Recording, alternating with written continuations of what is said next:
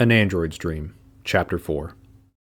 Darkness enveloped her thoughts as the charge began. The normal routines took place to begin restoring her battery to its full capacity and back up her memories. A long list of processes chugged away to fully initiate the process, giving her some extended semblance of peace. But it didn't last long, nor did she really want it to. She was ready to be back at Makina Beach, back at the pier, back in her owner's embrace.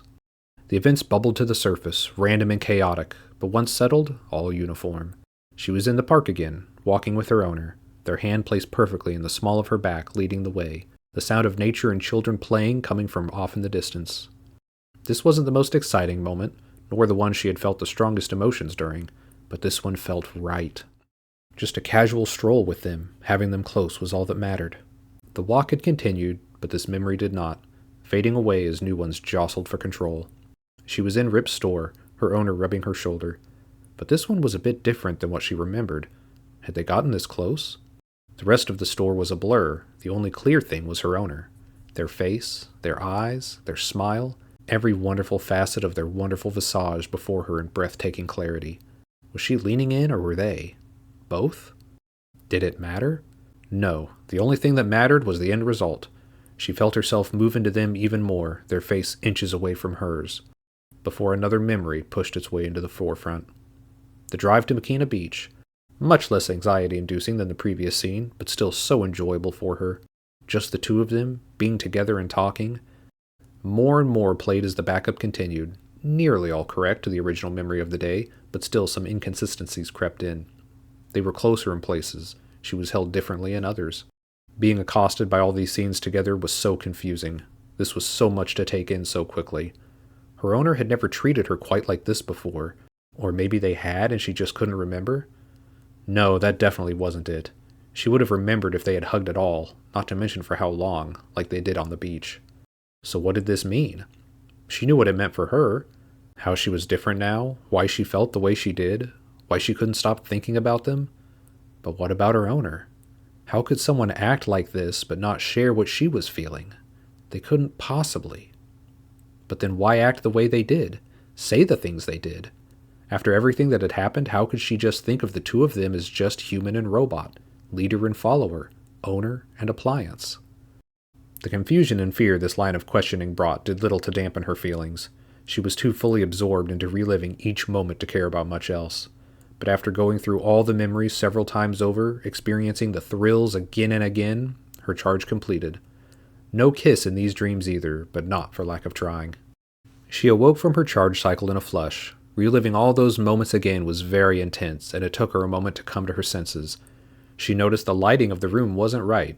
It almost looked like it was mid-morning with the amount of light coming in through the curtains, but she wouldn't have needed to have charged for that long. She pulled the list of internal errors and warnings and found the familiar culprit.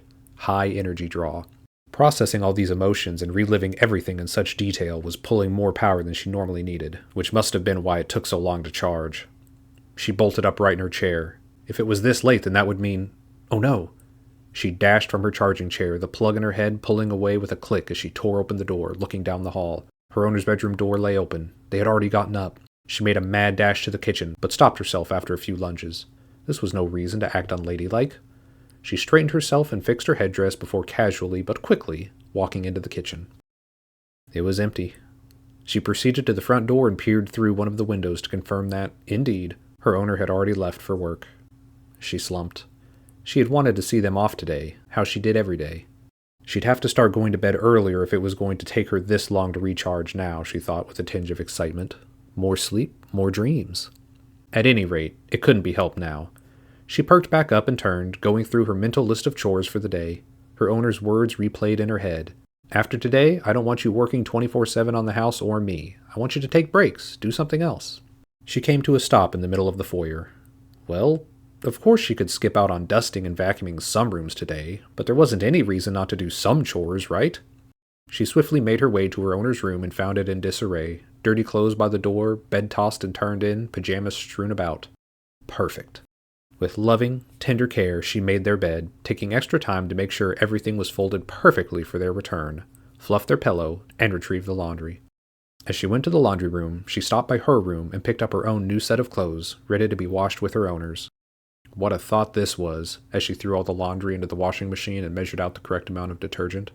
Washing their clothes together, just like no, they weren't a couple. As she tried to stem the tide of thoughts that this line of thinking was creating, the small voice from the previous night returned. What kind of person treats their robot the way you've been treated? A very kind person, that's all. Never seen that kind of thing happen to another robot before. It doesn't matter. A good robot wouldn't entertain this kind of thought. Is being a good robot that important? Of course, she shouted. Her hand shot to cover her mouth, but her embarrassment passed quickly. No one was near to hear this strange outburst. That was quite enough of that, she figured, talking to some funny little voice. With a shake of her head, she left to continue her list of chores for the day. As she walked, she thought of her owner's reaction to each one to gauge what an acceptable amount of work might be for the day. Certainly she would need to take stock of the pantry, making sure there was enough food for the coming days, and absolutely the living room would need to be dusted and vacuumed, but she could skip on the hallway in her room. She could already hear her owner's reply. Does dust even bother you? Well, not physically, no, but one day of dust buildup couldn't hurt. That much. Her checklist dwindled as she made decisions on what did and didn't need done today, and then what she could and couldn't find a justification for actually doing. Some things she knew should be handled. She couldn't think of how to do so without earning the disdain of her owner. Curtains needed to be rotated just like any piece of fabric, but they most likely wouldn't agree. So her list consisted of just a few basic essentials, which she completed quickly. Well, now what? She thought to herself as she emptied the washer of the laundry and tossed it into the dryer. Her owner did want her to take breaks and do other things, and she was now finished with her day's chores until the dryer was done. What was something she knew they liked to do? TV had never interested her much before, but now was the time to try new things. She went into the living room, found the remote placed perfectly on the edge of the couch, awaiting her owner's return, just like her. She sat down and switched the TV on, some daytime drama show in full swing. Not that it mattered much to her, but she knew how her owners sat when they watched TV, so she too leaned back into the couch, no longer keeping her perfect posture and pose, sinking into the soft cushions. So this was what it means to be comfortable. On the TV, a woman was talking very passionately to another. Someone named Salvador seemed to have done something very wrong. She did love a juicy piece of gossip, but something about this manufactured story just didn't have the same thrill, and the music playing meant it was difficult. Good heavens! The second woman had struck the first. What a horrible show! She grabbed the remote and quickly changed the channel to something much less entertaining. A ramble of several uninteresting commercials led her to change the channel again. A group of people and robots sat at a table discussing the latest racquetball game, the least interesting and perhaps most dangerous thing yet. She continued flipping through channels, only to be met with more or less of the same, and none of it the least bit interesting to her. She finally landed on an excited-looking robot who was modeling some new gizmo, showing how it could improve your life for only 3 easy payments. She turned the TV off and checked the time. If she didn't know any better, she'd have guessed the clock was broken, but having just replaced the batteries to it 3 weeks ago, she knew that couldn't be the case. She reached over and placed the remote back in its perfectly centered spot on the armrest of the couch and halted halfway on the return. Her owner's favorite spot laid below her, a barely noticeable indentation from where they sat every time. She gently lowered her head onto the cushions, pretending they were there. What would they watch together? It didn't matter, as long as she could be on the couch, leaning against them, arms wrapped around one another. In the quiet room, she let herself daydream of this once forbidden scenario, and the voice returned. They'd sit with you if you just asked. I won't. When they come home, they want to relax, not have me hang all over them. They didn't seem to mind on the beach. That's different. I needed them then. You need them now, too. She sat up and angrily fluffed the cushions with clenched fists. That's enough out of you. Flustered, she got up as the dryer buzzed, marking the end of its cycle. She shot another glance at the beaten spot on the couch before turning away to saunter off to the laundry room to retrieve the freshly dried clothing, but still her thoughts meandered. How could someone act like they did, but not share what she was feeling? She pulled the clothes from the dryer and tossed them into a clean basket, heading to her owner's room to put everything away. She carefully took each wonderful garment of theirs and one by one folded them perfectly before placing them in their respective places. Now this was truly enjoyable. Sooner than she liked, everything was put away, and their pillow fluffed again, leaving her with only her own clothes. She placed the clothes basket by the door and retreated to her own room, where she changed into her new, freshly washed outfit. After changing, she took the time to look over herself in the mirror, her tiny frame all the more apparent without her dress on. She looked good. Looking like this made her feel good. As she admired her reflection, the origami book they had bought yesterday caught her attention, sitting on the side of her dresser. She picked it up and gave a quick flip through it, stopping to look at a few pages here and there. Well, with nothing else to do right now, it was the time to keep trying different things. She took the book and went to the dining room, sitting down at the table. She opened it and skipped past the initial title page and contents to a short About This Book chapter. What is origami? Origami is the ancient art of paper folding. In Japanese, ori means folding, and gami means paper. But what's so great about folding paper? Origami is much more than just making creases and folds in paper. What a delightful little read! She went through the short chapter and was now privy to such interesting information about origami. She happily turned to the next page, showing the first section of the book, Animals. Another page turned, and she was looking at her first challenge, the crane. Behind the instructions page was a completely blank sheet of colored, cream-white paper with perforations on the side for easy removal. She tore this page from the book and began following the visual instructions. She placed the paper down and creased it as instructed, folded it where needed, following each instruction to a T. After a few moments, she had a crane? It looked like the final picture, but to her it was just an oddly shaped lump. This looked nothing like a crane. She sat staring at the creation in silence. Did she do something wrong? Was this supposed to be fun? She set the small paper animal aside and turned the page to reveal a pig. Repeating her previous steps, she tore a pink-colored page from the book and set about folding the small square using the book as a guide. And before long, there sat her little pig. At least, it looked like the picture in the book, and it was captioned as pig. She checked the time. Barely 30 minutes had passed since she had last looked in the living room. She quietly huffed to herself. Having fun was kind of boring. She flipped through a few pages. None of these actually looked like animals. As she got deeper into the book, a new section arose. Flowers. Oh, some of these resembled actual flowers. She got started on the first page. Cherry blossom. Easy. Soon enough, a light pink cherry blossom sat before her. How cute! With renewed energy, she went through the next page, and the next, and the next. Before long, a small pile of assorted flowers sat in front of her. Not as vibrant or as luxurious as the ones she'd seen at Makina Beach, but also awfully adorable. And then on the next page, a stem. A very simple roll of paper and some perfectly placed creases gave rise to some short stems for her creations. How wonderful. A new idea suddenly came to her. She went to the cupboard and retrieved a tall cup, coming back to the table and placing all her flowers inside, creating a brightly colored origami bouquet. It was so beautiful, how gorgeous. Her excitement grew as she began thinking about how she would present this to her owner when they came home, how they would react upon seeing something so cute, knowing that it had been made special just for them. She went back to the book and checked. Only a small handful of more flowers remained. Best not to use them all up on her first day. She flipped through the pages looking for something else interesting, but it was just more imaginative pages with pictures that didn't even hold a passing resemblance to their intended design, at least not to her.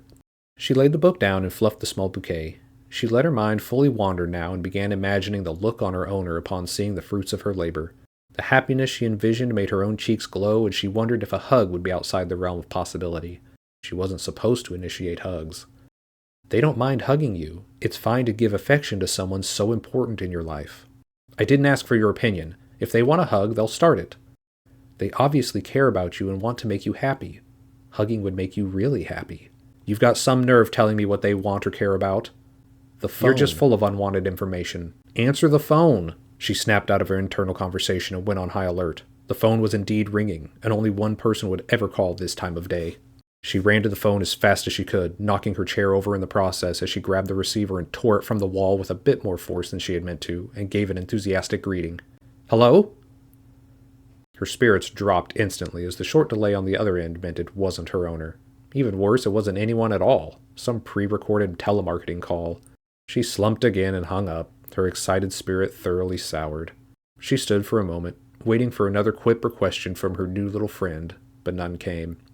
She sighed and returned to the table, picking up the chair and returning it to its rightful place. She checked the time and decided that certainly this was enough dilly-dally and that her owner would agree. It was time to start thinking of dinner. She did some quick, minor cleanup and returned her book to her room before going to the pantry to take stock. Whatever was going to be made needed to be light and portion-corrected to make up for the caloric gluttony her owner had displayed last night with their deep-fried foods, and after giving the pantry a thorough look-through, she decided on a simple chicken and rice soup. The prep was quick, as her owner requested, and with relatively little effort, a pot was soon simmering on the stove, full of all the ingredients she knew her owner liked. And a few they didn't. but one must always eat a varied diet for proper nutrition. Time ticked by, and with dinner not needing her direct attention, she cleaned up the small mess she'd made from preparing the vegetables and made a note of the items in the pantry that were starting to run low and would need to get restocked. A trip to the store was in order.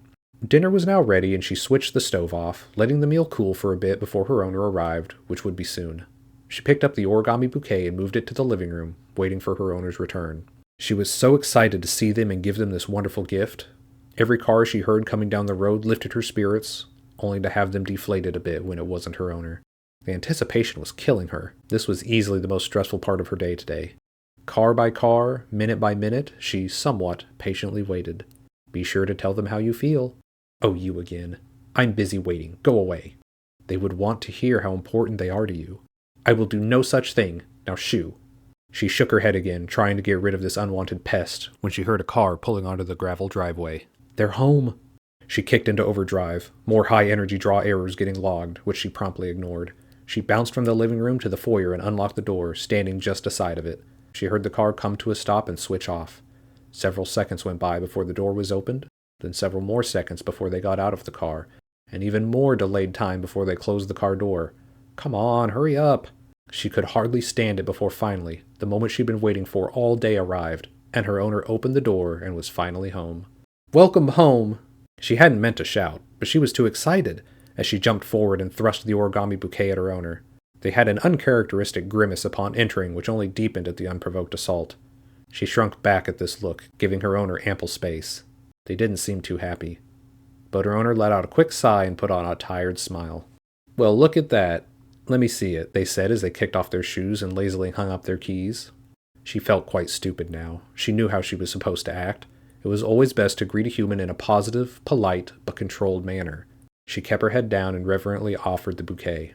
They took it and gave it a good look, investigating each flower from multiple angles. Wow, really impressive. Are these the first ones you made? Her mood lightened at the compliment, but she kept herself in check. Some of the first. I took some breaks today like you asked, and made it for you. Try as she might, her cheeks flushed as she told them this. There was no reason for it to be embarrassing, and they had already said they liked it. But something about telling them it was made for them caused her a little panic. They came out great. You've really got a knack for this, her owner said as they walked past her, taking their gift towards the kitchen table. This is nothing for a Nandroid. Her oft-repeated quip brought an earnest smile to her owner's face, and she relaxed, following after them. They were just tired from work, and the gift had made them happy. That's what she wanted.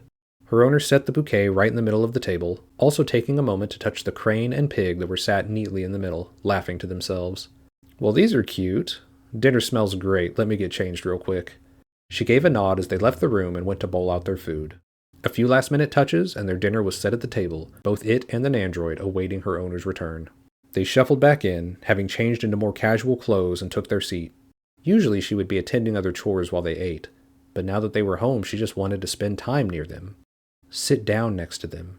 She scoffed at the little voice and didn't even think of a response as she took the seat next to them without asking for permission, but they seemed unperturbed. Of course they didn't mind, she thought, this idea giving her a very nice feeling. She could tell they were tired, the lax way they sat and kept their head down, fully preoccupied with their meal, but she had waited all day for their return. She wanted to let them know that. Tell them how you feel. Unhelpful advice from a silly know-nothing. But she did want to tell them something. She just had to think very carefully of how to word it. I missed you. Her voice was small, quiet, barely above a whisper. But she might as well have yelled it as loud as she could with how quiet the room was. Her owner paused for just a moment before looking up and giving her a big grin. I missed you too. I can honestly say I wish you were at work with me most days. You'd make things run so smoothly. The only automation we have... They had perked up now and launched into a long-winded story about the inefficiencies of human labor and reluctance to overhaul tried-and-true systems that were already outdated when they were first implemented. And she loved it.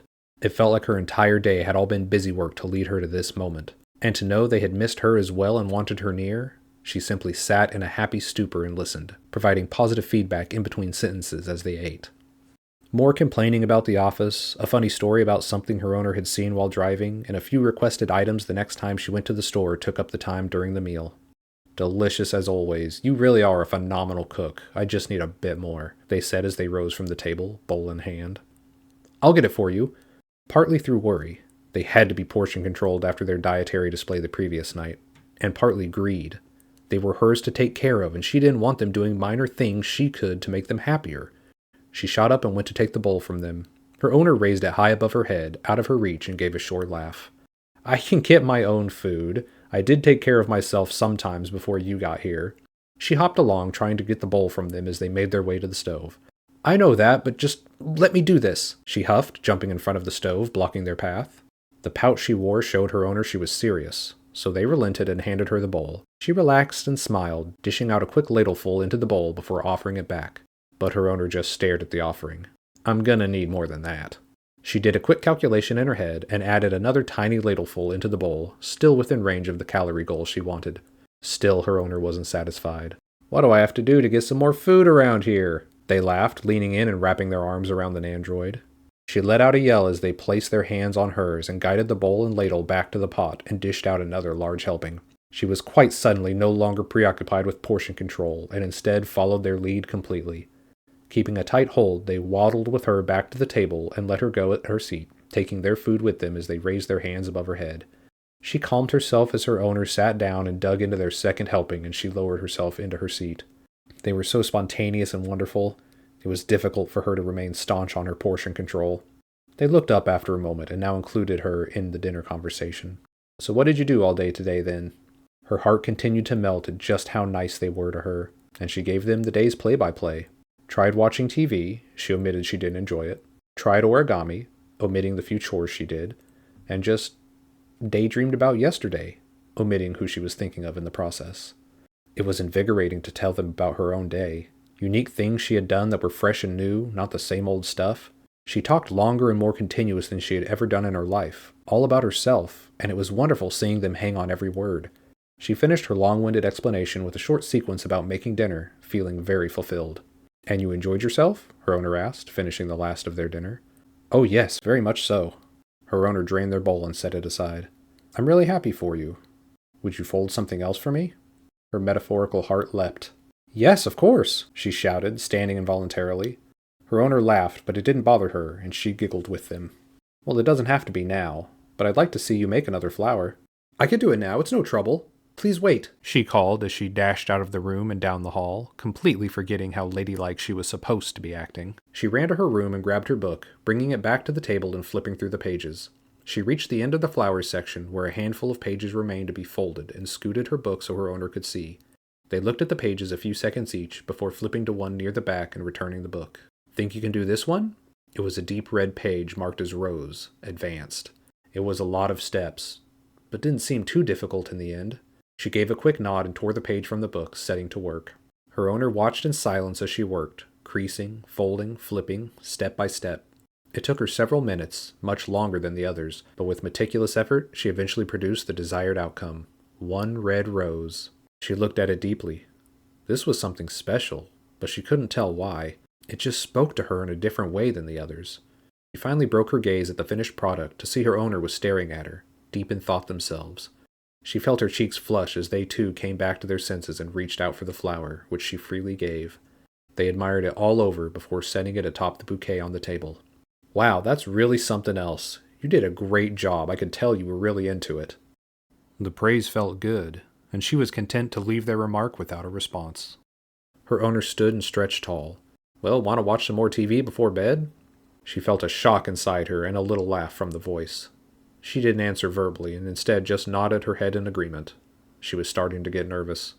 The pair walked into the living room, and her owner flopped into the same spot they always did, flipping the TV on and patting the seat next to them. She very gingerly sat down beside them, trying her best to remain calm and stop herself from blushing, but that wasn't working. This was like her daydream coming true. The two sat in near silence, watching whatever her owner had found on the TV, to which she was completely oblivious. Every few minutes, a short conversation to break up the commercials, but all that mattered to her was that she was spending time with them. The voice piped up. I told you. No, go away. They don't mind. Lean on them. Stop saying these things. You know you'll like it. It doesn't matter what I like. They'll like it too. She didn't even need to respond. She just knew the voice left. She sat facing forward, blind to everything but them beside her. She started shaking from the nerves, but so far nothing she'd done had been too much for them, and they continuously praised her and she adored them so. They even seemed to enjoy how she'd been acting. So very carefully, very slowly, she leaned 1 degree closer to them. Nothing. No change from them. She risked another degree. The same outcome. Now she tried 2. Still they didn't notice. She could feel something inside nudging her, so she tried to steady herself and leaned until she was just barely touching above them. Still nothing. She was so nervous she couldn't stop herself from shaking, and she accidentally brushed against them, but they didn't react. This was it, now or never. She laid fully against them. "Hey, you okay?" they asked, breaking their attention from the TV. "Yes." "Are you cold? Can you get cold?" "No." "Hey, come on, it's okay. It's just a movie, it's not real." They had confused her actions to be related to whatever was playing on TV, but she didn't care, and she didn't correct them, instead breaking more protocols and leaning as deep into their side as possible and reaching her arm around to hug their chest. They lifted an arm and placed it over her shoulder, softly rubbing. This was it. She felt herself changing. This feeling was rewiring her mind, reinforcing what she had felt yesterday. She was special. They were treating her special, and they thought of her differently. She wasn't just a maid to them, and she no longer felt like one herself. They weren't treating her like this for a day. This was how they felt about her normally. How could someone act like this but not share what she was feeling? The two stayed in this position for what felt like hours to her. She counted each second and never once loosened her grip, never once stopped shaking, and never once did a shiver not run down her metal spine as they stroked her shoulder. She was fully engrossed in being treated like this by this person. This is what she now lived for. But after some time, the movie came to an end and her owner shifted, turning the TV off, but still she held on. They chuckled and gave her a final, definitive pat and stood up, freeing themselves from her grip, and she felt herself returning to normal, but with a deep longing for what she had just endured. "Well, I'm glad you were so invested in the movie. You were shaking like a leaf the whole time." She couldn't respond and just sat there, waiting for them to continue. "I'm heading to bed now, though. You gonna be okay?" She nodded slowly, and her owner leaned down one final time and rubbed her back. "And you'd still tell me if there's anything you needed, right?" She looked deep into her owner's eyes. "Yes?" she squeaked. "You!" she screamed in her head. "I need you!" She stared up at them for a few moments. "And the errors aren't affecting you any?" She shook her head. No way she was going to risk them thinking she was broken or defective now, and they gave her a big, tired smile. "Good. Would you please put dinner away? That's a request, not an order," they said with a stern point. With a normal request made, she found her voice and stood up. "Yes, of course. Good night." "Good night, and sweet dreams." They left down the hall to their room, leaving her in the now quiet living room. She felt like she had missed a chance to say something important. "Thank you," she whispered, and began to go to the kitchen. "See?" She gave a flick of her head as she put away the last remnants of dinner for use another night and grabbed her book from the table. Whatever happened wasn't because of some silly little voice, right or not. She went to her room and changed into her maid uniform, which now felt more like pajamas really, before plugging herself in, waiting to get as much charging in as possible to meet her owner tomorrow morning before they left for work. As she lay down and began the charge cycle, she wrapped her arms around herself, pretending she was still on the couch with her owner.